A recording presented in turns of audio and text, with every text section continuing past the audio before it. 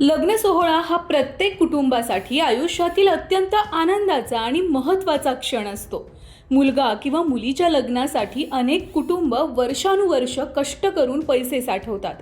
काही वेळा कर्ज काढून, दागिनं गहाण ठेवून किंवा नातेवाईकांची मदत घेऊन हा सोहळा पार पाडला जातो.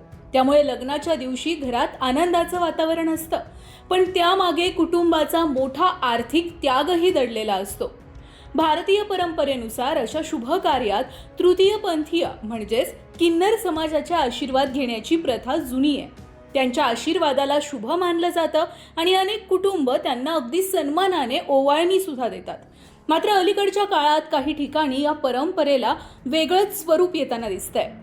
ओवाळणीच्या नावाखाली 5 ते 10 हजार रुपयांची सक्तीने मागणी केल्याच्या तक्रारी वाढतायत. मिळालेल्या माहितीनुसार लग्न समारंभामध्ये किन्नर मंडळी आल्यानंतर मोठ्या रकमेचा आग्रह धरला जातो. यजमानांनी आर्थिक अडचणीमुळे रक्कम देण्यास असमर्थता दर्शवली तर अनेकदा वादाचे प्रसंग निर्माण होतात. काही ठिकाणी शिवीगाळ, अभद्र वर्तन किंवा अश्लील अंगविक्षेप केल्याचेही प्रकार घडले आहेत. त्यामुळे मंगल कार्यासारख्या पवित्र ठिकाणी वाद निर्माण होऊन यजमान कुटुंबाला लज्जास्पद परिस्थितीला सामोरं जावं लागतं.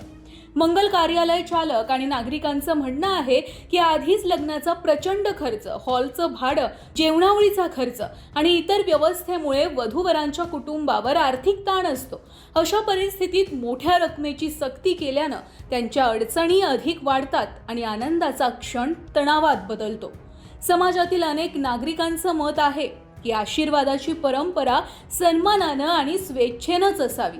पाहुण्यांनी आनंदानं दिलेली ओवाळणी स्वीकारणं योग्य आहे, पण हक्काने किंवा दबाव टाकून पैसे मागणं ही परंपरेच्या भावनेलाच धक्का देणारी बाब आहे.